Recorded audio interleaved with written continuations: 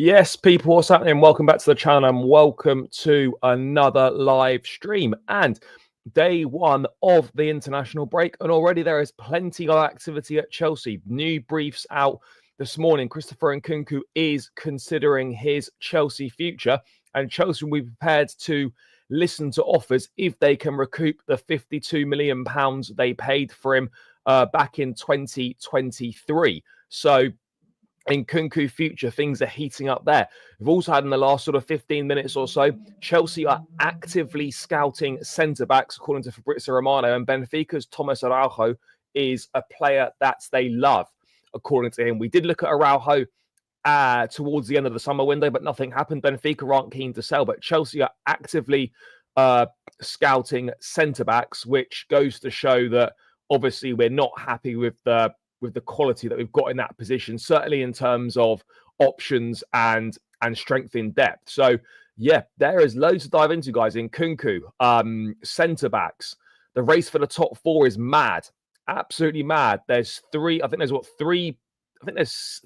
points covering 3rd and 10th, and there's 4 points covering 3rd and 11th. What do you mean blocked? What do you mean blocked? Blocks from what? Yes, big up, brother. Hope you're well. Yes, big up, big up, big up. So yeah, it's not taken long. It's November, and yeah, day one of the international break, and there are a couple of briefings doing the rounds that Chelsea are, looking to do some business. Whether this is going to be the summer or whether this is going to be in January remains to be seen. I think it's going to be more focused towards the summer. We've got Nkunku, we've got centre-back situation, and of course, the race for the top four as well, plus the fallout from the Arsenal game as well from yesterday. Unfortunately, there are no Chelsea games now for, how long is it now? For almost 2 weeks.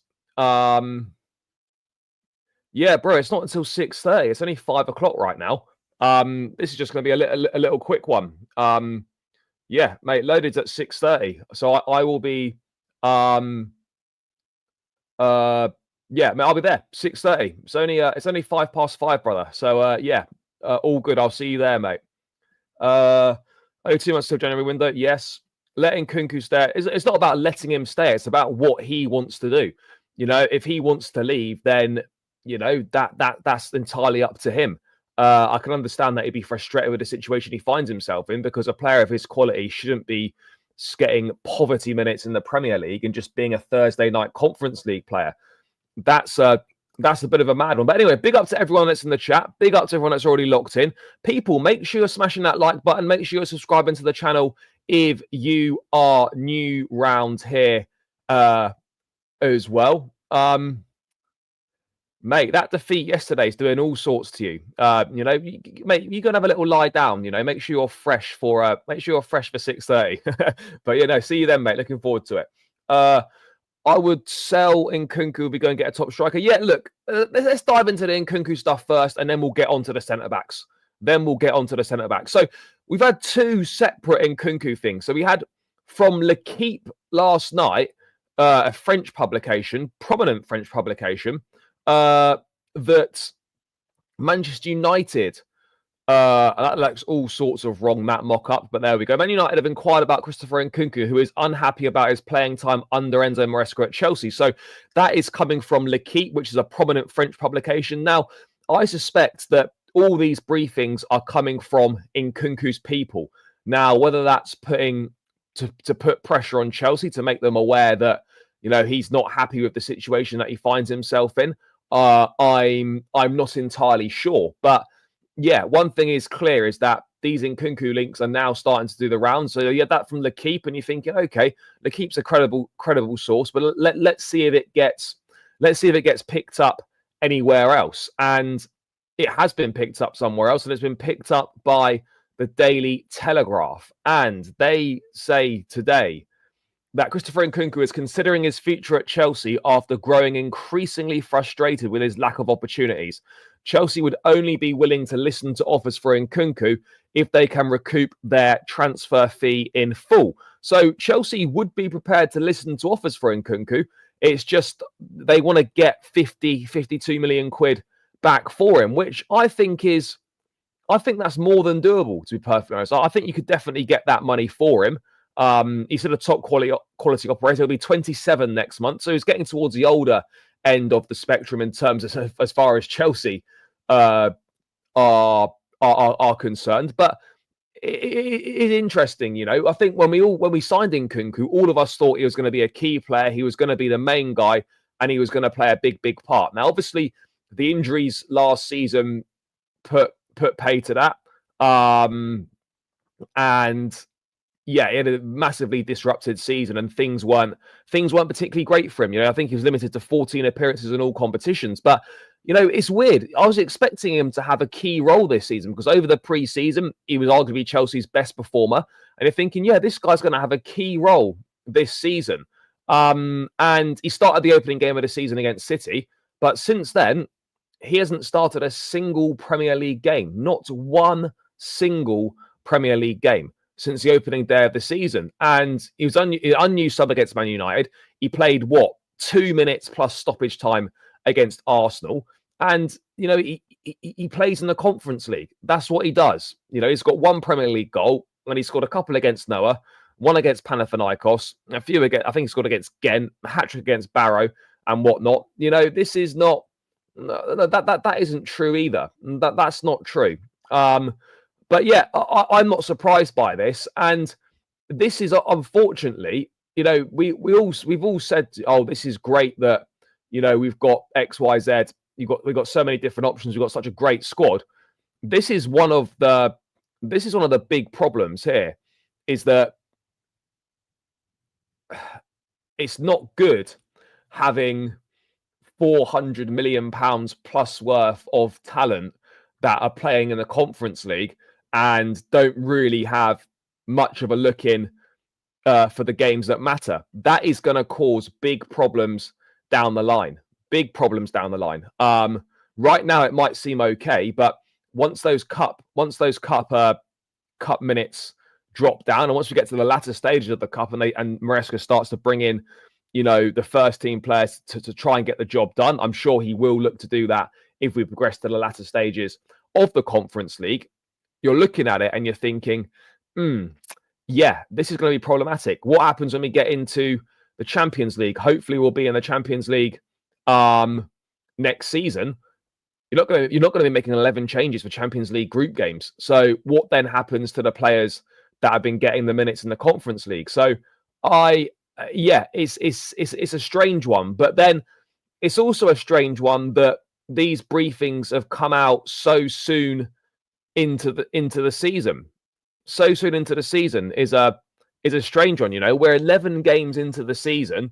We've not hit sort of that point in time around Christmas, December time, where the schedule's crazy and we're playing every few days, where rotation will be necessary. And I think Nkunku will start a few games. So it seems to be strange that that brief has come out early. But look, I can understand Nkunku's frustration with the situation. I can absolutely understand why he may well be considering his future, because so far things at Chelsea 100% have not gone as he would have expected. And it's frustrating, isn't it? Because Nkunku's a top player and he absolutely could have a good career at Chelsea. He's a very good finisher. He's a clinical forward that would fit into most teams. But right now, I guess maybe you're starting to see he was one of the first signings under the new ownership. You know, the sort of maybe the age, maybe they're not liking the age, maybe they're not liking the wages that he's on, etc., etc.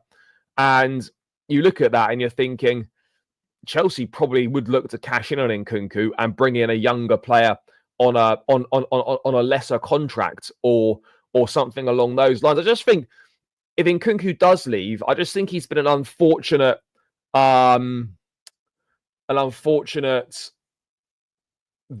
victim of injuries and whatnot. Now, would he be another Salah or De Bruyne if we sold him? No, I don't think so. Would we regret selling him? I don't know. It's a really difficult one. It is a really difficult one because I like Nkunku and I think he is a quality operator. But the problem we've got is that he doesn't offer the same to the team as what Nicholas Jackson does. And right now, Jackson is viewed as undroppable by Maresca, and I think that's probably right.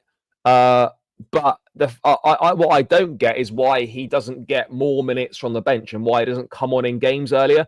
Now, is it a tactical thing? Does Maresca just not trust him? I don't know. Could it be a combination of the two of them? I'm not really sure, but it's an interesting one, and it would be a real shame if he left in the summer. But it's something that I could really see happening. He didn't come to Chelsea to sit on the bench, for Nicholas Jackson. He didn't. That's the reality of the situation. So I can understand it. I spoke about this yesterday before the game. I've got, it wouldn't surprise me if he was going to leave in the summer, given the situation that he finds himself in. It's the World Cup. At the end of next season is the World Cup in America, Canada, and Mexico. And Nkunku has got himself back in the French setup. He needs to be playing regularly if he wants to keep his place in the side.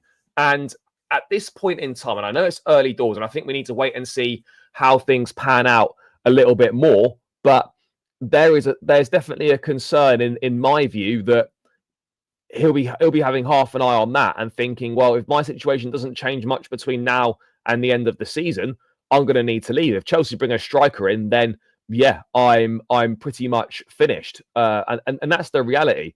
But there's an interesting tweet here from.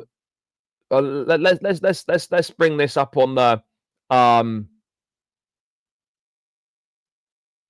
Let me bring this tweet up now. By the way, big up to everyone in the chat, guys. I'm going to get to the chat shortly. Don't you worry. I'm not saying you're worried, but I will get to the chat shortly, people. Make sure you're smashing the like button as well, guys. We're on 26 likes. There's 50 people in the building. We should be getting to 50 plus likes ASAP. So make sure you're smashing that like button, guys. Day one of the international break. Help me out, people. But yeah, so this is from here. So there have been talks going around since Friday that he's unhappy and will evaluate his situation at Chelsea at the end of the season. Most of it has come from his entourage and those around him. No surprises there at all. Heard a bit of it from a French journalist on Saturday, but didn't want to post anything before the big game. But it's true that he's not happy with his role on the pitch, i.e. playing as a striker, nor is he happy to be in the B team. Nothing communicated to Chelsea yet, so this might be his people talking to journos. I think it probably is. As for Manchester United, I have nothing to confirm or deny it. So, yeah, in regards to the United link, we don't know. But, yeah, I think it's clear, guys. We don't need reports to tell us that a player of Nkunku's quality is not going to be happy with the minutes that he's getting right now. That doesn't take a rocket scientist to work that out. He's not going to be pleased with those minutes. But you look at it and you're sort of thinking, right, okay, well, is this going to change? And the answer to that is, I'm not sure, but you would expect it to change when the fixtures start coming thick and fast, sort of after the international break. We've got Leicester away, then Heidenheim, then Villa at home, then Southampton and Spurs. We've got Villa at home, Southampton and Spurs away, all in the space of a week. So that you'd expect there to be some sort of rotation. So, if he's not really starting games then, or he's not getting much of a look in, then I think we can really look at thinking, yeah, maybe things won't change. He doesn't like playing as a striker. We know that he's not a striker. Maresca admitted himself that he isn't a striker. So, but then again, he's not going to play as a number 10 because Palmer is playing as a 10. And then I think a big problem is that we signed Joao Felix when we didn't need him. I said that all summer we didn't need Felix. And people were sort of going on to me about being negative and, he's really, really good. He's going to be great for us. The guy's been an unused sub for the last 4 Premier League games. So, yeah, it really goes that, he's not getting opportunities because he's not good enough. A bit of a weird signing, complete waste of time. And, Nkunku should be playing as a 10, like rotating with Palmer potentially. But yeah, it's a problem. It is a problem, and it's a problem that Chelsea will have to deal with next summer it's a problem that Maresca's going to have to deal with now. I mean, I'm not saying I don't think Nkunku's being difficult at the training ground or anything like that. And perhaps it is a little bit premature to go so early with something along those lines. But if you look at the minutes that he has played, you can understand why he would be fuming, because he started one Premier League game out of 11, and the geezers barely played. In terms of Man United, I don't see Nkunku playing as an inside winger in a 4-3. Would he play as an inside forward in a 4-3-3, 4-3-3, 3-4-3 under Amorim? That probably would work reasonably well. There's no denying that. But again, PSG could look to bring him back to France. He's spoken about that before. So yeah, I really don't know this one. But one thing's clear: Nkunku's not happy with his playing time, and this is a situation that is going to come to a head in the summer if there's not a considerable change. I would have thought in regards to Nkunku's minutes, and there will be no shortage of suitors. Let's just quickly see what the article itself has said, if there's any further details in it, guys. But yeah, keep getting your comments in the chat. Keep subscribing to the channel if you're new around here. Smash the likes up. Let's get this to 50 likes as quickly as possible. That would be greatly appreciated. So please make sure you are doing that, guys. It does really help me out. And yeah, I'm going to be trying to bring the live streams every day through the international break, just to keep ourselves in the algorithm, keep the momentum going. So let me know what sort of content you would like to see outside of the general Chelsea news stuff. So Nkunku is considering his future at Chelsea after failing to secure a regular first-team place under Maresca. Nkunku was the subject of an inquiry from Man United in the summer, but there was no official approach, and he stayed at Chelsea to fight for his place. But the France international has grown increasingly frustrated with his lack of opportunities at Stamford Bridge. Although the 26-year-old has made 17 appearances for Chelsea this season, scoring 10 goals, which makes him top scorer, he's only started one Premier League game. Since then, Nkunku has come on 9 times as a substitute, including in the 88th minute of Sunday's 1-1 draw at home to Arsenal. Nkunku has made 7 starts for Chelsea, 5 in the Conference League and 2 in the League Cup. Maresca has effectively used as game time for what constitutes his B team. Cole Palmer, yeah, we know that. Nkunku joined Chelsea, yeah, we know that. However, he is clearly behind Nicholas Jackson in the pecking order, with Maresca regarding the pair as rivals for the centre-forward position. He said he's wary of playing them both together, but one source stated that Nkunku had not joined Chelsea to sit on the bench. Also true. Chelsea have an array of attacking talent. We know that. Ahead of last week's European tie against Noah, with Nkunku scoring twice in an 8-0 out, Maresca admitted that he felt sympathy towards the player. It's understood Chelsea would only be willing to listen to offers for Nkunku, whose contract has 4 years left to run, if they can recoup their transfer fee in full. If Nkunku's put up for sale, there are likely to be several suitors for him. United's interest came on the Ten Hag, and it remains to be seen whether it will be revived under new head coach Ruben Amorim. So yeah, he's not happy. I get that, but I also get it that it's a little bit early in the season to be going with that, in my opinion. It's a little bit. I don't know if he's gone too early doors with that. But yeah, it's a tricky one, isn't it, people? It is a tricky one. I don't know for sure what the answer is, but let's have a look what you lot are saying in the chat. We should do what it takes to accommodate Nkunku's opportunities instead of significantly strengthening a rival team. Well, I don't know what teams would be interested. I don't know where he would choose to go, whether he'd go back to Paris, whether he'd stay in the Premier League. There are obviously multiple options available. The problem is I cannot trust this board to they buy another kid. Or I don't know. Yes, big up to Brian for the super chat. Bring me back Jehovah's Son. I don't know who you mean. Oh, what? Chalobah, yeah.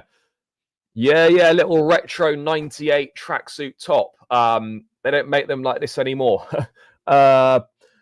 We cannot let him go. No, I don't see Nkunku going to Man United. But Chelsea aren't afraid to sell players to rival clubs. You know, they've done it quite a lot over the years, and realistically, it hasn't really caused too many issues. I think Chelsea will consider either one of a defender, either Hincapié, Diamonde, or Tomas Araujo. Yeah, look, Diamonde will be very expensive. Araujo, I don't know how much he'd be. Hincapié is an interesting one. Yeah, this is the thing. What sort of centre back are we looking for? Because all the names that are being mentioned are kind of young, up and coming defenders. But we're going to move on to that in a sec. No, Dewsbury Hall won't leave in January, but yeah, the Dewsbury Hall situation is not ideal, to say the least. Not ideal. But I mean, yeah, it's interesting, bro. Bayern aren't going to swap Elise after literally just signing him last summer. They aren't idiots. Elise is a top talent, and a top player as well. That simply isn't going to happen. Yesterday, we talked about Chelsea need a new partner for Colwell, and today we have rumours we're interested in Araujo. I don't think it's new partner for Colwell necessarily. I just think they're looking for more quality and more strength and depth in the centre back positions. That's what I think it's. That's what I think it ultimately comes down to. Look, Colwell didn't have a particularly good game yesterday. I felt Fofana was actually very good yesterday. People are far too disrespectful about Wesley Fofana. Sources say agent trying to play, but I don't know. Yeah, look, I mean, look, we're not going to get transfer briefs for everything at the moment. You know, we're not. Lavia is Palmer's not withdrawn. Palmer's joined up with England. Fofana, yes, has pulled out. Lavia, I think, as far as I'm aware, is still with the Belgium squad. You know, he will be joining up with them. Exactly. So Nkunku's not going anywhere unless it's top money. Well, it won't be profit. They want to recoup the transfer fee, so it won't be profit. They're looking to get the money back that was paid for him.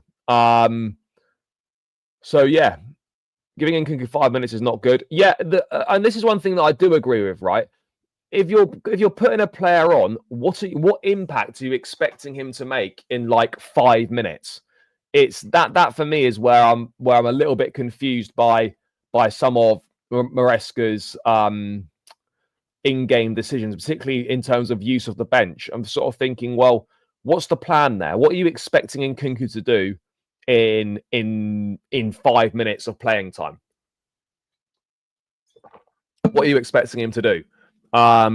It's one of them that I don't understand. One of them that I just don't get at all.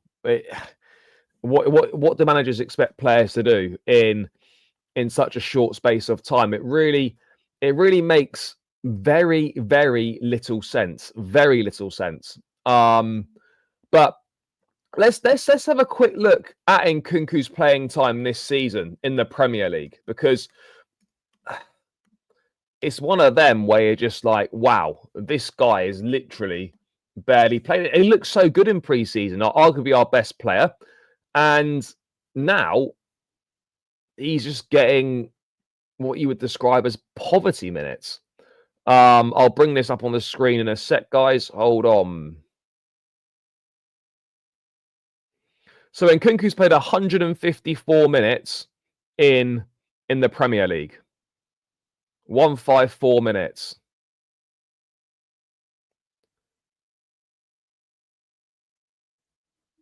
And this is his minutes here in the league, guys. I'm going to bring this up now.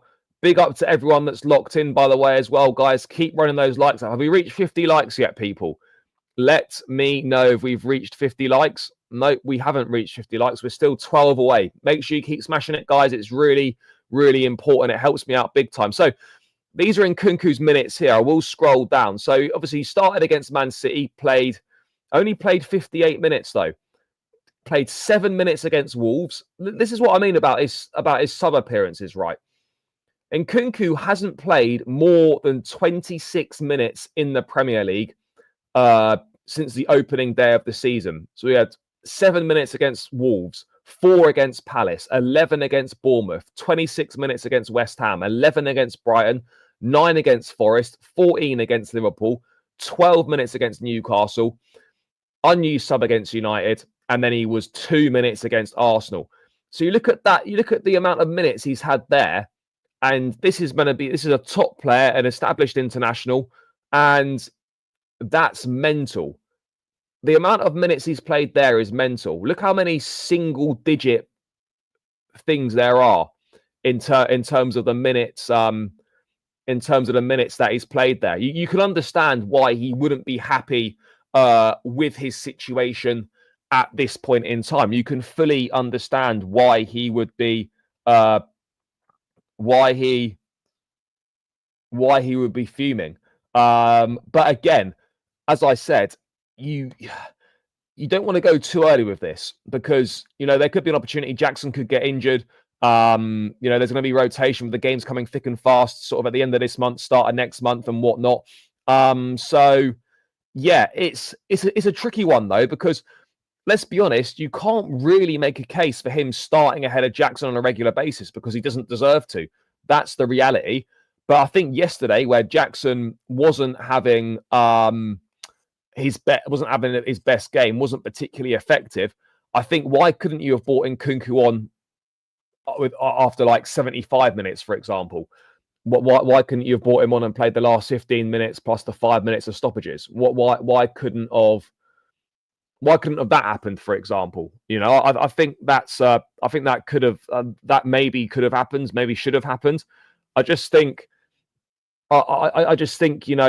these minutes here are just a little bit disrespectful. I mean, obviously, could he have got more minutes in these games? Yes. Should he have got more minutes in these games? Yes, most likely. I would like to see him play more as a number 10. If that means moving Cole Palmer to the right-hand side, or if that means taking Palmer off in some games, then, let's... No, but it's because, though, Palmer's got that credit in the bank, and it's because Palmer's one of them players where you would generally leave him on because he's capable of just making something happen out of nothing. That's why he gets left on.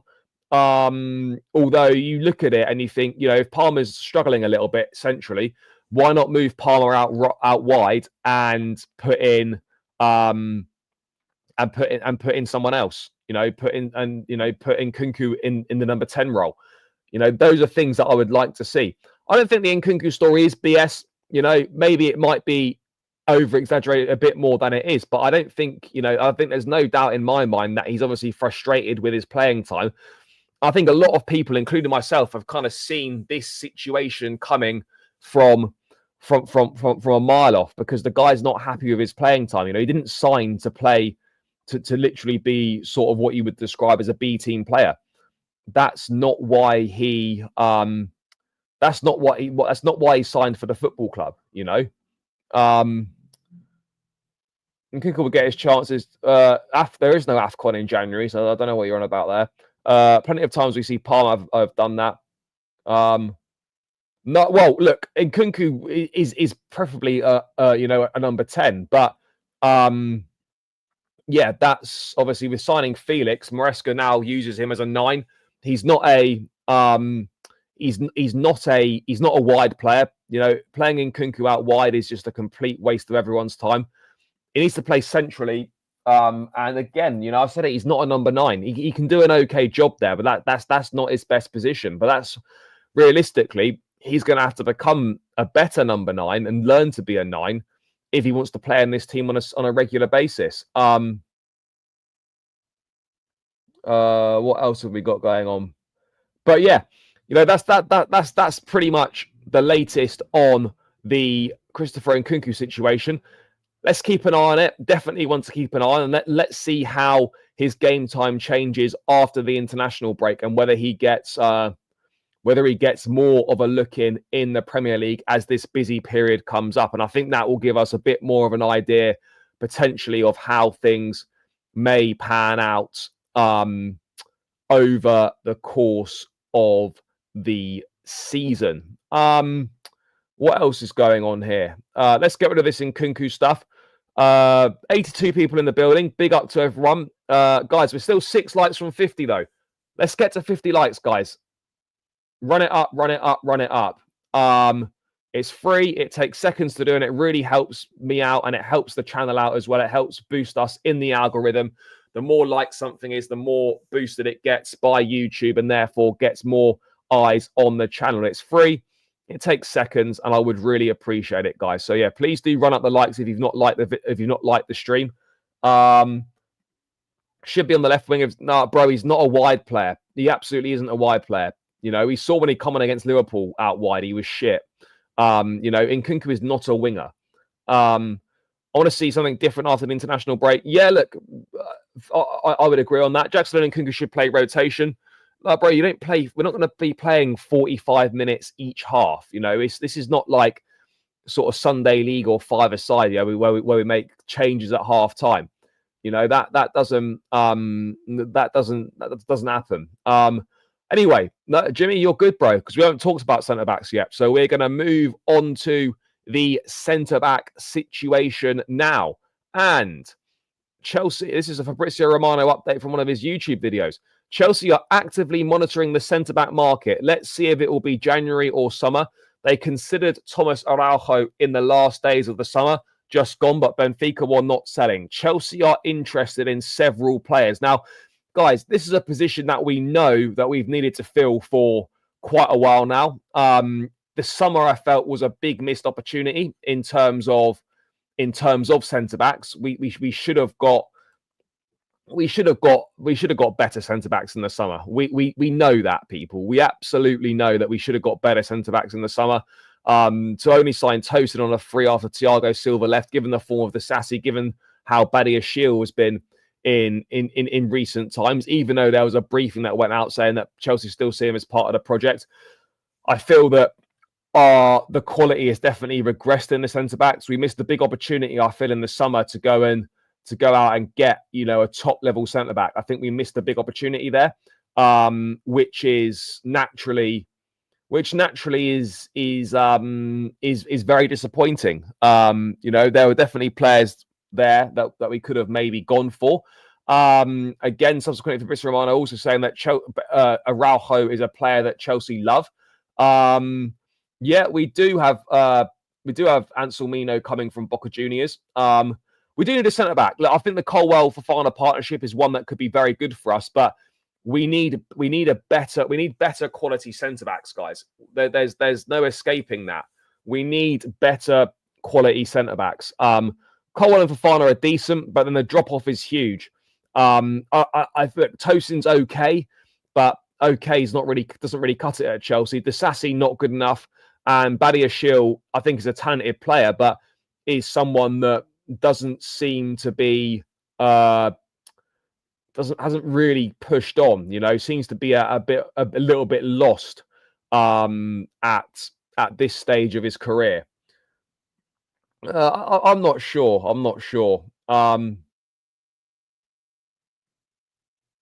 Tosin should be at the back as an experienced player. No, he shouldn't be. Tosin's not that good. Fofana is miles better than Tosin. Miles better. Look, Tosin's okay, but the only reason we signed him is because he was free. You know, if we had to pay money for him, we wouldn't have gone for him, in my opinion. You know, he was just a free signing, someone that, you know, can be a useful squad player. But other than that, that's pretty much it that's pretty much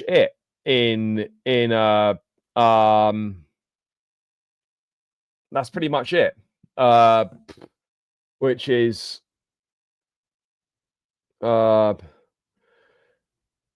yeah, not great. I thought we have that. Yeah, no, we do have Anselmino coming from Boca Juniors next summer, but he won't go straight into the team. He'll probably go on loan to Strasbourg or somewhere else. So yeah, that'll be interesting to see how that pans out. It's actually criminal they went for Tosin. Pointless kind of move, not an upgrade on Trev. No, I hear you on that. I don't think Tosin is any better than Chalobah. Or if he is, then like it's minimal difference. It's not really a difference that you would notice. So yeah, I think that's a bit of an odd one, to be honest. And as I said, you know, I think the only reason we signed him is because he was free. That's why I think we went for him, guys, because he was free. And yeah, that's what Chelsea seem to do. Just go for freebies, isn't it, guys? That's what we do. That's what we do. You don't need a Premier League proven centre back. You just need someone of top quality, someone that's got a little bit of experience about them. And centre back is definitely an area that we're lacking in. You saw yesterday the goal we considered was shambolic. First Lavia loses the ball, then Madueke doesn't track back. Colwell plays everyone on side, and then Sanchez gets beat at his near post with ease. Maybe that goal doesn't happen if you've got a more experienced defender playing who's not going to just play everyone on side. Look, Colwell's still 21, Fofana's 23. These guys are young, still learning. They're top quality, and I think they will be very good defenders for Chelsea. But it's clear as day that we are missing, another quality option in there, and someone that is experienced and has got that know-how. Whether some of these guys are that we're being linked with, or what are the answer, I don't know. If we're looking for experience, then maybe some of the recruiting similar ages is maybe not what we're looking for. But at the same time, you've got to think, well, maybe they're going for quality instead. Then, guys, there's so much coming in the chat. Our centre backs are too erratic. That coupled with Sanchez in goal potentially. I don't think we'll miss out on top four. I still believe we'll get top four, but we do need to fix up big time. We do need to fix up big time, though, defensively for sure. Look, I think Jonathan Tah is someone who's available on a free in the summer. I suspect that Real Madrid, given their centre-back issues and the injury problems they've got at the back, Jonathan Tah is someone that Real Madrid could certainly look to go for. No doubt about it in my mind. They could absolutely look to go for someone like him. But yeah, it's interesting, isn't it? It is interesting to see who we go. But you look at someone like Tomas Araujo, for example, at Benfica, right? He's 22 years old. He's not been capped by Portugal yet. Chelsea are big fans of him. He's come through the ranks at Benfica. He spent last season on loan at Gil Vicente. No, he didn't. Yeah, no, he did actually. He's a right-footed centre-back. He's someone that can also play a little bit of right-back if needed, but he's 22 years of age. And again, this guy's not that experienced either. Obviously, right now, he probably finished the season at Benfica, but this guy's played 36 first-team games for Benfica. That's it. He's played 36 games for Benfica and he played 26 games on loan at Gil Vicente. So this guy's played 56. This guy's played 62 professional games in his entire career. Now, I'm not saying he's not good, but is that the answer that we're looking for to our centre-back issues, to bring in a player that is less experienced than Fofana, less experienced than all our defenders? Is that the answer that we're looking for? Do you know what I mean, guys? Look, Araujo, I don't know an awful lot about Araujo, but he's meant to be someone who is pretty good. But at the same time, as I said, the guy's played 62 matches of professional football. He's very young, hasn't got the most experience. So that's something you'd look at and you'd be thinking, is that the answer? Would I take Mark Guehi?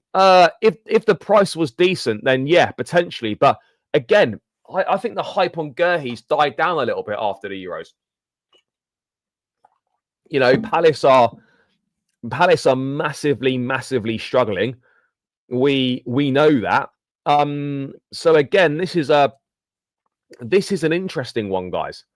This is very much an interesting one. So I don't know what the solution is, guys. I don't know what the solution is here. I just think if we buy a good centre-back and goalkeeper and get top four this season, Chelsea can be title contender next season. Now, bro, we need more than that. We need a top goalkeeper and we need a top centre-back. And maybe a centre-forward if we can get one. Only then can we think about contending for the title. There's one guy Chelsea signed last year. I don't remember. His name starts with P. Young player. I don't remember either. Yeah, we are linked with Murillo as well. I can't keep signing young talent because we will never achieve well, you will achieve an experienced team in time. But yeah, you've obviously got to wait for them to all grow together, which is not an ideal scenario to say the least. Not an ideal scenario.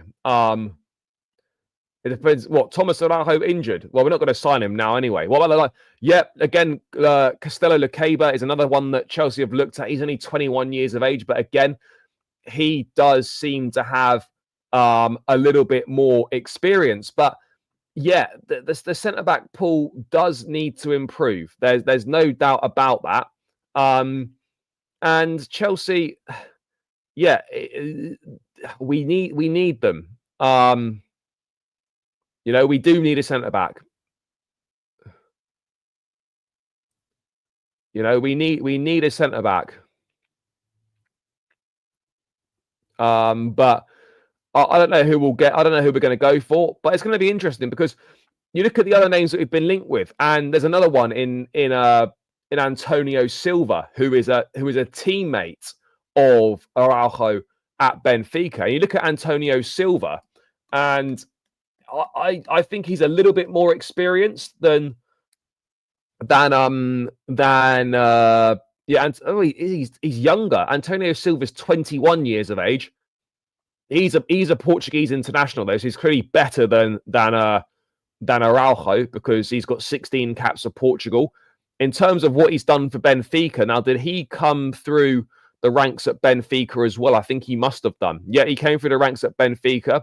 How many appearances has he made for the club? But he obviously must be a better player because he's been capped by Portugal 16 occasions. So yeah, he's played 104 games for Benfica at just 21 years of age.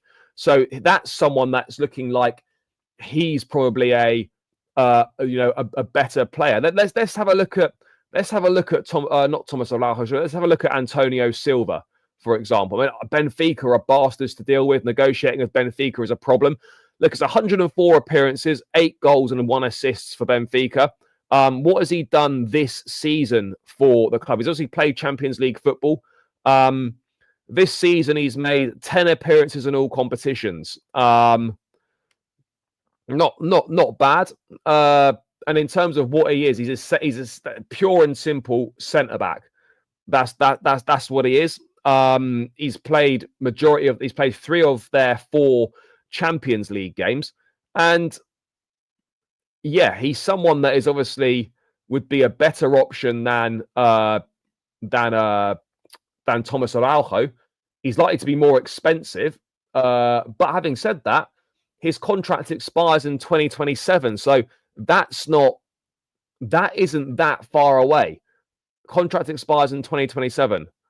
He's 21 right now. He's only just turned 21. He's literally turned 21 like a couple weeks ago. So you look at that and you think, right, okay, this is a inexperienced player in terms of age, but the fact that he's played over 100 games for Benfica already is mad. Is mad. That's quite a lot of experience for someone so young. Yeah, negotiations with Benfica would be peak. No doubt about it. Those negotiations with Benfica would be a bit peak, but sometimes you want these players, you've got to go for it. I hope eventually we stop signing young talent and have quiet windows, have windows where we don't need to sign anyone. I think you're always going to look to sign some players, but yeah, I get it. It's exciting from a fan perspective when you're linked with bringing players in all the time, and if we have a quiet window, it's not going to half be boring. But yeah, you can't keep just being hella active in the window, the entire time. I don't think you can. I don't think you can keep doing that. I don't think Chelsea will keep doing that. But until we address all the positions that we need to address, then that's still gonna be there. That's still gonna be there. So yeah, I'm interested to see what we're going to do. I don't think we sign anybody in January. Yeah, look, I don't expect January to be a particularly busy window in terms of incomings. There might be 1 or 2 younger players, but in terms of for the first team, I wouldn't be so sure. we might do some deals we might agree deals in January for said players to come in the summer, but I think January will be more about getting players out. And if there's any opportunities to do any decent business, I think we'll look to do it. So yeah, Antonio Silva, Tomas Araujo, Murillo is one that has been mentioned as well, although I don't believe that. I mean, it's going to cost a lot of money to get him out of Nottingham Forest. Are Chelsea looking to spend 60, 70 million pounds on centre backs? I don't know if that's what we're looking to do. And if you're spending that much money, you're on a centre back, they're going to be coming in and they're going to want to be a starter. And are we going to be paying 70 million quid, 60, 70 million quid for a rotational centre back?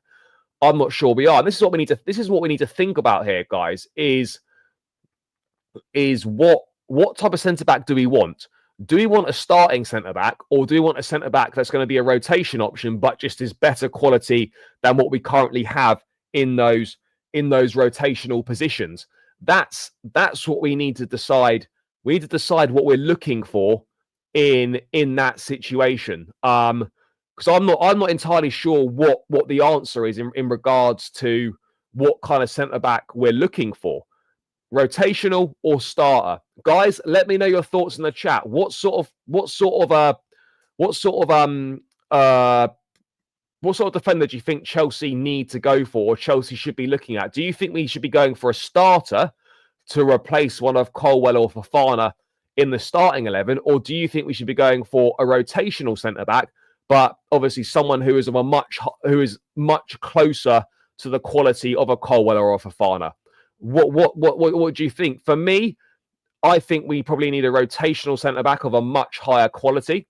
You look at the City centre back: Stones, Diaz, Vardiol, Akanji.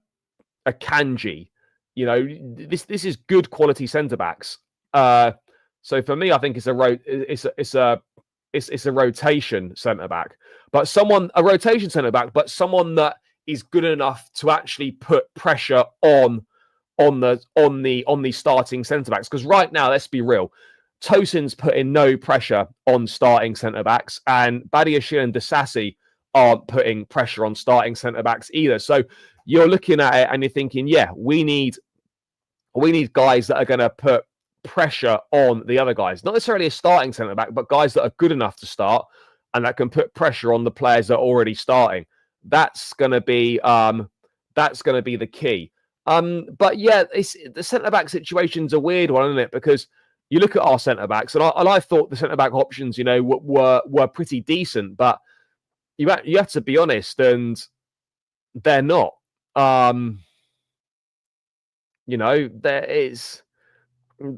not that. It's not that great, the centre back options. So area that needs to be improved upon. I'm not sure what the I'm not really sure what I'm not really sure what the situation is. I think we should go for rotation centre back on the right, so that can also play this right back. The Sasa should be moved on. Yeah, if you want to try and find a centre back that can also play right back, then yeah, that could potentially be an avenue that we might look to go down. A centre back that can play right back wouldn't be a bad shout, or a centre back that can play left back. I mean, do we really need one of those? I don't know. You probably say you'd probably more want a centre back that can play left back, but again, supposedly that's what Renato Vega is, or maybe he's more of a left back that plays centre back. I don't really know, but it depends what profile you're looking at as well. What sort of profile are we looking at here, guys? That is the big question. What kind of profile are we looking at? Is it some height? Is it a good ball playing centre back? Is it someone that can attack set pieces? Is it someone that's good at all aspects of the game, good with the ball at his feet, good at defending set pieces, good in the air. It's got those line breaking passes. Like, are we looking for what? That's what we need to think about. What we're looking for. We're looking for a leader. What sort of thing are we looking for? Is Antonio Silva a leader at 21 years of age? Is Araujo a leader? Is someone like Murillo a leader? These are all things that we that we need to find out, guys. These are all things that we need the answers to, that we don't necessarily have the answers to right now. Yeah, we got Gonzalo Inacio as well. I think he's the Sporting Lisbon centre back. I mean, it'll be interesting to see how many of his former players Ruben Amorim actually goes for when he gets to United. Yeah, I think we do lack physicality at the back. We absolutely do. You know, there's not much height. So if you can get someone that's with a bit of height, who's a bit of a physical presence, then I think that will very much stand us in good stead. For sure. In my opinion, we need to be looking at Evan Ferguson, Charlie. I don't think so right now, bro. I have to be honest. The sort of the hype around him's died down a little bit.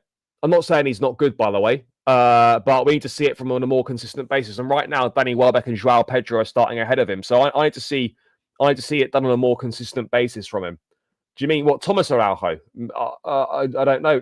Again, Castello Luqueba at RB Leipzig is another player who is quite good. Again, he's a player that Real Madrid are also interested in. So again, you know, and you got to move quickly. If you're competing with these guys, you need to move fast, because otherwise, you know, you're going to get left behind by other top clubs. That's the reality of the situation with this one. But it is clear, guys, that our centre-back options right now aren't good enough. And the drop-off from the first choice pairing to the others is huge. Really, really big. Really, really big. So, yeah, that's not ideal. That's not ideal either. So, yeah, it's about closing the gap in quality, personally, for me. There's not that many top-class centre-backs available at this point in time.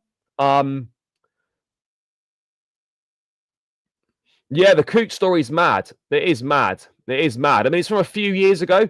I don't really know exactly what's going to happen or what the outcome of it's going to be. But yeah, it's a crazy one, isn't it? It is a crazy one. No denying it. Guys, we're 91 in the building. Big up to everyone that's locked in. 66 likes. Let's try and get this to 80 likes if we can, guys. There's no reason why we can't get this to 80 likes. So make sure you're smashing that like button. It's free.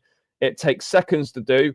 And I would greatly appreciate it, people. So make sure you are running it up. Smash that like button, subscribe, all that good stuff. Let's get this to 80 likes. The Cabra is good, but he doesn't have that pace. I mean, it depends. You don't need pace from both centre-backs. You know, if you can read the game well, etc., you know, that doesn't really matter. Colwell's not the paciest. Fofana's got decent pace. As long as you've got one player in the pairing that's got the pace, then I don't personally see that as too much of an issue. JT never had pace. Thiago Silva was never blessed with pace, but they read the game so well. As long as you can read the game well and you've got that game intelligence, then, you know, a lack of pace is not the biggest issue in the world. We've got fairly good options for left centre back and left back. The right side's fairly weak. Yeah, no, I hear you on that one. Unfortunately, Badiashile didn't become what he looks like he would. Or else, no, I think it's still too early to say he's not become what he looked like he would. Certainly, I don't think his trajectory has gone as we perhaps would have expected. That's definitely fair to say. Definitely fair to say. But yeah, I don't know really. I don't know, guys. Would I take Tar on a free next summer? Yeah, absolutely. But again, Jonathan Tar's on Real Madrid's list in January. I wouldn't be surprised if Madrid went in January to try and get Jonathan Tar in. They're really struggling at centre back right now. He's on their list. Maguire, absolutely not. Top target as a striker, probably Victor Gyökeres. I think it has to be.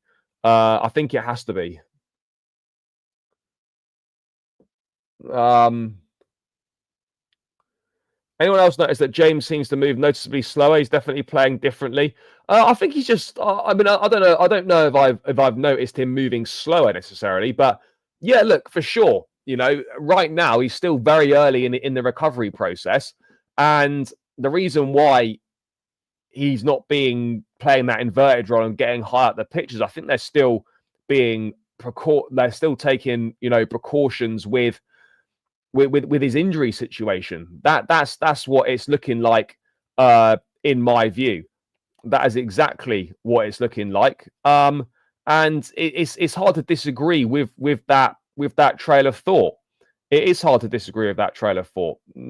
So yeah, difficult to disagree with that. Very difficult to disagree with that. What else is going on in the chat? Maybe James could be converted to a centre back. I don't think we need to convert James to a centre back. He can definitely play right side of a 3. So when Cucurella inverts into midfield, he tucks in. That's not a problem. No, Gyökeres is half decent in the air. He's not bad. He's not bad at all. Yeah, Liam Delap's done really well. He's done really well for Ipswich. He's scoring quite regularly as well, which is a big plus. But yeah, no, Delap's doing bits. Delap is doing bits for Ipswich. No doubt about it. If they go down, he's definitely a player that won't be there next season. There'll be Premier League teams that are knocking at the door. 100% there'll be Premier League teams knocking at the door for Liam Delap if Ipswich were to go down. Simple as that. But yeah, it's interesting to see what we're going to do. Very interesting to see what we might look to do on that front. I don't know what we are going to do, but it's definitely an area that needs to be addressed. Definitely something that needs to be addressed. So yeah, I'm excited to see what we end up going with. Cole Palmer, Gyökeres link up would be good in the Premier League. Yeah, let's hope so. I worried United getting Gyökeres and still Osimhen is better suited to us aerially. I mean, I don't think the aerial stuff is that much of an issue. Gyökeres would be great. Let's see what we end up doing. Yes, big up, bro. Hope you're well. Yeah, I mean, look, that is something that Chelsea could look to do. Certainly, I wouldn't. It's not something that I would rule out. I don't know how likely it is, but I don't think it can be. I don't think it can be fully ruled out, people. I don't believe it can be fully ruled out. Guys, we're on 70 likes. Big up to everyone. Let's get this to 80 now. I reckon we can get this to 80 likes. We're going to go for another 10, 15 minutes. So yeah, let's run it up. Noni needs to realise he's not safe at this club. Every update I see on that Brazilian kid, he's doing something. He's top scorer and assistant in Brazil. Yeah, look, he's doing very, very well. Sure, absolutely he is. But, look, it puts pressure on everyone. I still think, I don't think Noni's got anything to worry about in regards to his Chelsea future. Yeah, performances have dropped over the last few weeks, but he's not had a bad season. Yeah, someone else is probably due a run in the team, and he should probably hold the bench for a few games. So, yeah. I heard rumours about Brazilian SFL teammate Vitor Reis. 8 years old, is he? Just talked with Thiago Silva about him. Should we buy him? He's good. 80 million for Vitor Reis. Yes, big up, bro. I'm good. Hope you're well. I just think we need an aerially dominant striker. Gyökeres has really struggled at that. That's why I prefer Osimhen as the dream. For me, I'm done with Osimhen. I don't want that. I don't want to go through that shit again. I am done with that with Victor Osimhen. I think we should go for Osimhen. Everyone is just focused on Gyökeres. Moreover, Osimhen is younger too. Yeah, but not by much. Only by a year or so. I still prefer Sesko or Osimhen. I mean, Sesko, I think, is one that Chelsea could very well look at. I think Sesko is definitely under consideration. I think Sesko will definitely leave RB Leipzig this summer as well. I think Aaron is the most important issue. We've not scored a headed goal in the last 2 years. Well, that's not true. We haven't scored a headed goal in the last 2 years. Is that true? we must have scored we've definitely scored a header more recently than that. Thiago Silva scored a header against Man City in the 4-4, and that was last year. Now, we've definitely scored that's not true. We've not scored a headed goal in the last 2 years. Yeah, no, Noni did go down the tunnel when he got subbed off. He wasn't happy about it. It's one of look, it's not great, but I don't think it's a big deal. I don't think it's a big deal. Put it this way: if Newcastle bid for Noni in the summer, they were linked and have no right wing. I see us accepting it. Yeah, maybe. Yeah, exactly. I'm not sure where that's come from. But let's move on to the race for the top 4, guys. Obviously, still get your stuff in the chat about whatever, but let's move on to the race for the top 4 because it's very, very interesting.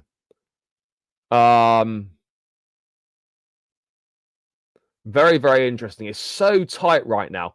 If we look at the Premier League table, guys, and it's ridiculous. You know, we still find ourselves 3rd. And do you know what's mad? We've won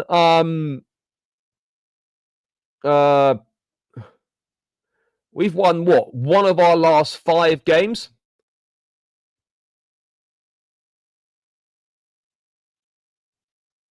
So we're not in the best form, but the race for the top 4 is incredible right now. This looks like it's going to be the most competitive Premier League season. Maybe not in terms of title race, hard to tell, but certainly in race for the top 4. Certainly in race for the top 4 because it's mad right now. Let me just bring it up on the screen because heading into this international break, we are 3rd, which we should be delighted with, by the way. We should be absolutely delighted with us being in 3rd. However, having said that, guys, it's 2 wins from 6, 1 win in our last 5. Not particularly good, but we are sitting 3rd. But then you look at it, right? We're 3rd on 19 points. Even go down to Man United in 13th. There's 4 points between 3rd and 13th. That's mental. You know, if you lose 1 or 2 games, you could find yourself in the bottom half of the table. Now, this is why, for me, we've come through this tricky run of fixtures. We've only lost 1 of them to Liverpool. Draws at United, draw at Arsenal. We beat Newcastle. After the international break, that's why it's absolutely crucial that we start to put points, we start to put wins on the board. You know, we've got to put wins on the board after the international break. Simple as that. Simple as that. Wins on the board after the international break. We need to be beating Leicester away. We need to be beating Southampton away. We need to be beating Aston Villa at home. You know, we need 9 points. Like, it's really tight right now. And look, whilst we've done well, I'm delighted we're in 3rd place. You look at a few of those draws. We should have beaten Crystal Palace at home. We probably should have beaten Forest at home. You know, you're looking at maybe 4 more points. If you look, you're looking at 4 more points potentially from like Forest, Palace, and Man United. That puts us level on points with Man City in 2nd, probably with a better goal difference. So that'll put us 2nd in the table potentially, and it just makes the gap a little bit more comfortable. Right now, you look at it and you're just thinking, "Wow, shit, it's so close." Lose 1 or 2 games, and you are tumbling down that table like no tomorrow. We are the only team in the league that hasn't faced a newly promoted side yet, so that we're going to chalk off 2 of those after the international break, and you would expect that to be 6 points, but it is shaping up to be an all-timers race for the top 4. I mean, even a team like Brentford, for example, who have lost 5 games this season, are 3 points off 4th place. It just goes to show that the quality of the Premier League is so big, and anyone can take points off of anyone. That's where we're at right now. You know, anyone can take points off anyone. So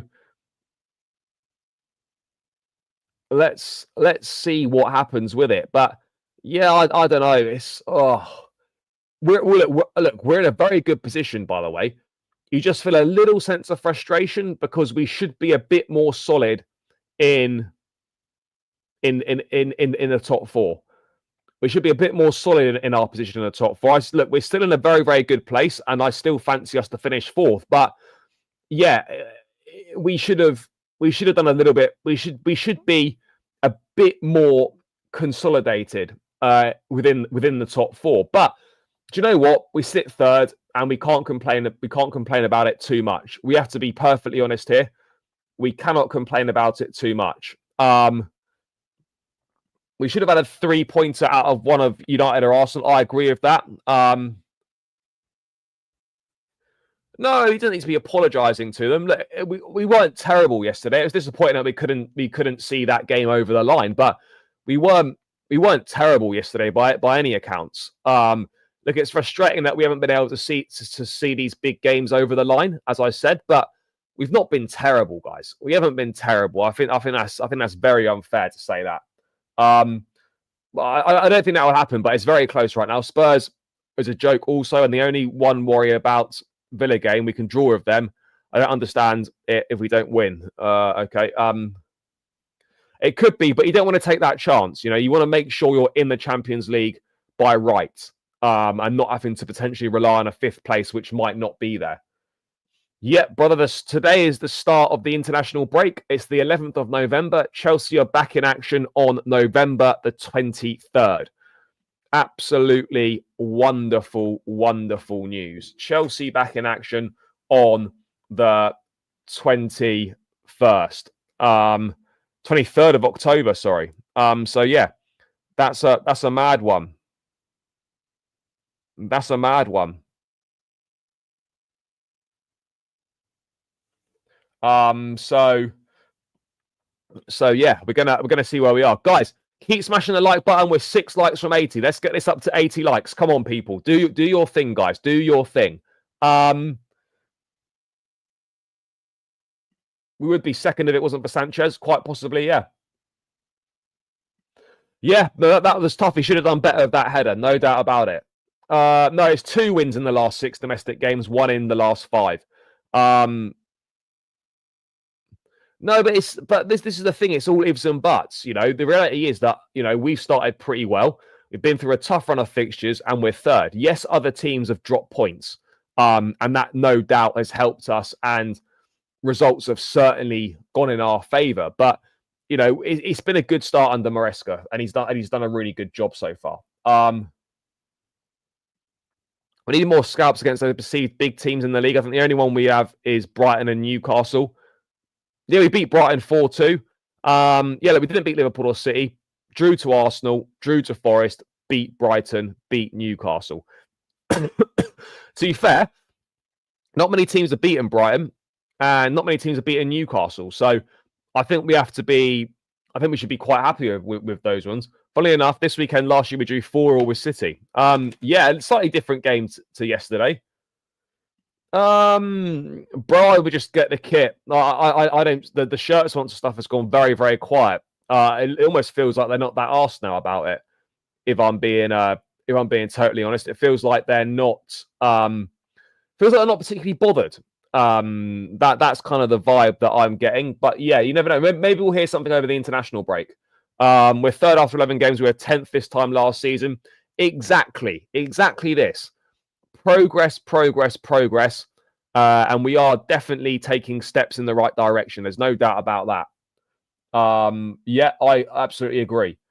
Forest, Liverpool, Newcastle ×2, Arsenal, Man United, we have 1 win. Yeah, no, we do. Well, look, forget the Carabao Cup or whatever, but yeah, we've got 1 win from Forest, Liverpool, yeah, we do. But also, but that's like you've spun it in a negative way.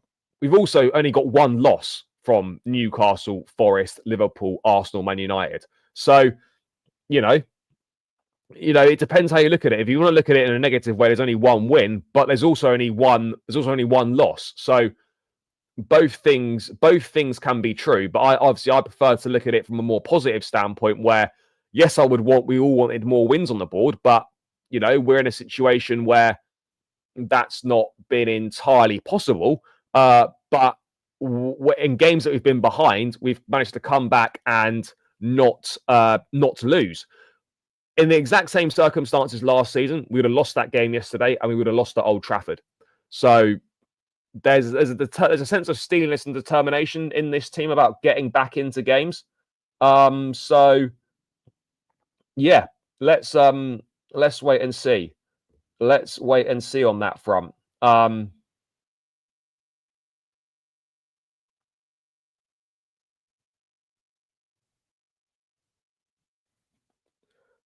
Let's wait and see. We need a mature enough defender to arrange our back line. Yeah, we could do with a leader at the back for sure.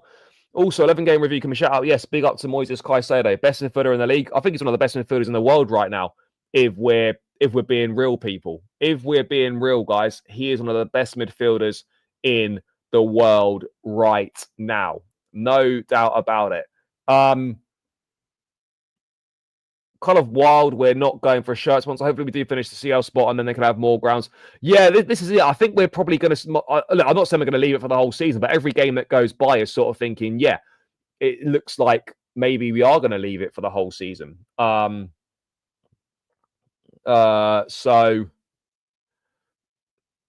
yeah. But the thing is though, they would only want to sign a short-term deal, because if you get into the Champions League, then you've got much more lucrative offers, and you can sign something a bit more lucrative and a bit more long-term. So that's what I think they're holding out for. Favouring certain players when they're not playing well is going to be the downfall of Maresca. Look, let's wait and see. I think he's managed things pretty well. Yeah, the Sanchez thing's not ideal. But other than that, I think he's done all right, in fairness.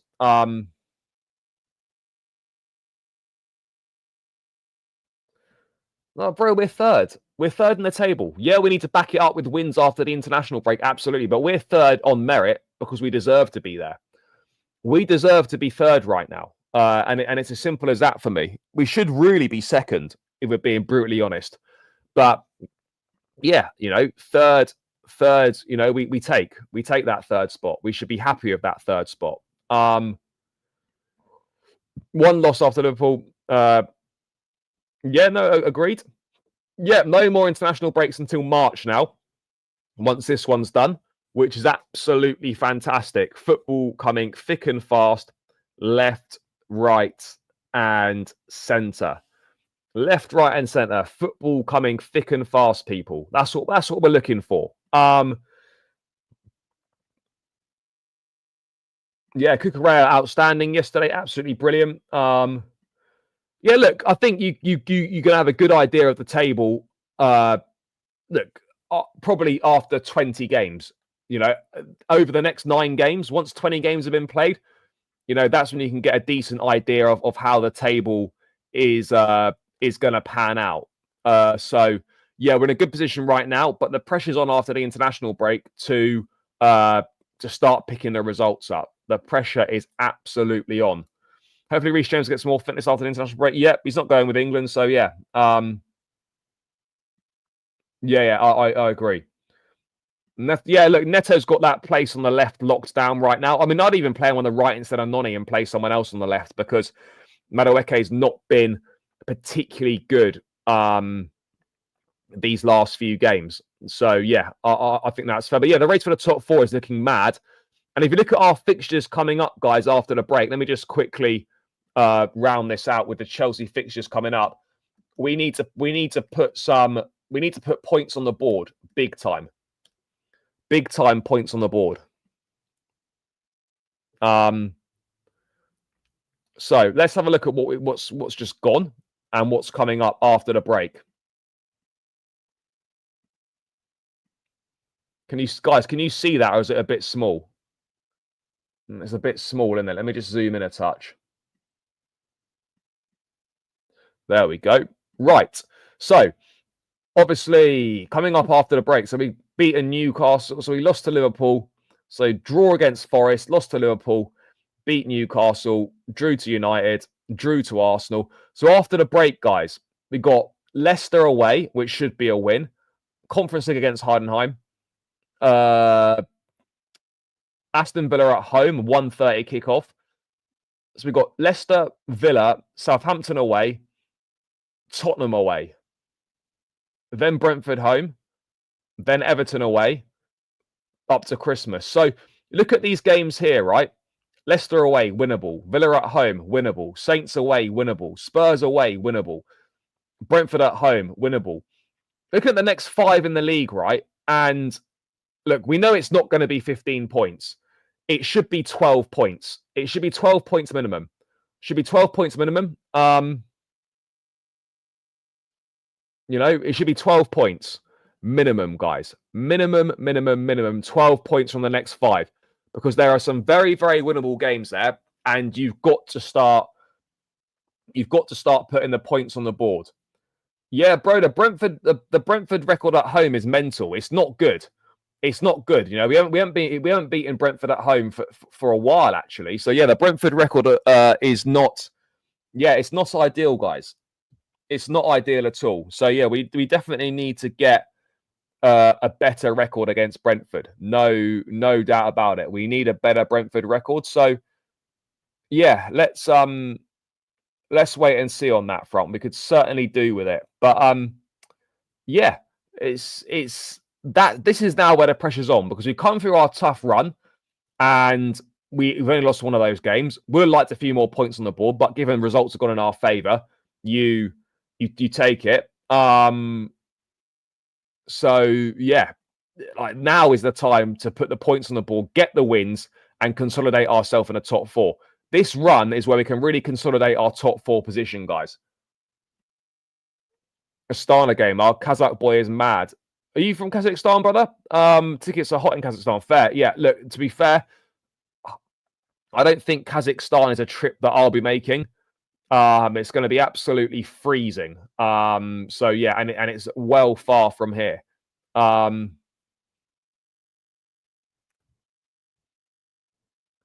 Neto ripped Spurs highlight at Gaffer Wolves last year. Yep, definitely need to keep him fit. I agree. Guys, we're 3 likes from 80. Make sure you keep running it up, people. Make sure you keep running it up. I think we beat Leicester, Villa, and Brentford. Look, we need to beat Leicester. We need to beat Southampton. Look, the next 3 league games, that's got to be 9 points. That's got to be 9 points heading into Tottenham. Simple as that. And look, I think we can get 12 points from 15.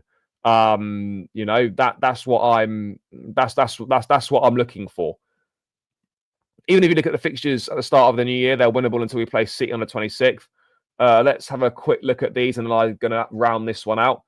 So yeah, you got Fulham at home, Ipswich away, Palace away, Bournemouth home, Wolves home. Yeah, even those ones are winnable as well. You could arguably say that up until Christmas, up until the end of January almost, it is a pretty reasonable run. It's a pretty reasonable run where we should be looking to pick up, a big chunk of points. Let's hope we can do it. Let's hope that we can do it. But I think, yeah, you could even say this run coming up now until between now and the end of January could well be a season-defining run. That's absolutely fair. That is absolutely fair. Absolutely fair.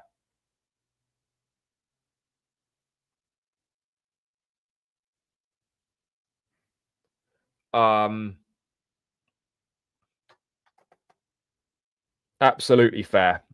So yeah, this is now the time to step up, and it's now the time for the boys to deliver. Simple as that, guys. Simple as that. We step up and we deliver. Top 3 by Xmas is the challenge. Would be nice. Yeah, it would be nice. I think if we can just consolidate our space in the top 4 around Christmas time. Yeah, that gap between sort of the Champions League spots and the sort of and the bottom half of the table, or sort of the gap between the Champions League and the European places, that needs to increase a little bit. That needs to increase a little bit. If we can increase that, absolutely fantastic. I look at it this way: we don't really have another tough run until maybe the end of the season with Liverpool and United at home, Newcastle Forest away. Tough games, but between easier fixtures. Yeah. Nice. Yeah, I mean, it'll be a big moment in Kazakhstan. That big moment, for Chelsea coming over there. If you deep it, we're the only top team to not be beaten by a smaller club. Yeah, we are actually. No, you are spot on, brother. We are the only top team not to be beaten by a smaller club. That is very true. Very, very true. So yeah, I wonder what we're gonna do about that. Let's wait and see. Let's wait and see what happens. But yeah, guys, I'm gonna round this one out here. Big up to everyone who has tuned in tonight. Greatly appreciate all of the support as always, guys. Make sure you're smashing that like button on the way out. We're on 81 likes. Let's try and get to 90 likes on the way out. That would be fantastic. Make sure you smashing that like button, people. 9 more likes on the way out would be greatly appreciated. Big up to everyone that's tuned in. Quite a bit of news to go through today for the first day of the international break. Let's see what the rest of the week's got in store for us. I'll be back tomorrow with some form of content, whether there's enough news to go live or whatever. I will obviously decide, but there'll be some form of content tomorrow, guys. So make sure you stay tuned in for that one. As I said, smash the likes on the way out. Make sure you're subscribing to the channel. All of that good stuff. Big up to everyone in the chat as always. The support doesn't go unnoticed. It is greatly, greatly appreciated, guys. And I will catch you lot very soon. Enjoy the rest of your evening. Have a good day tomorrow. Up the Chelsea, all that good stuff. And we are out of here.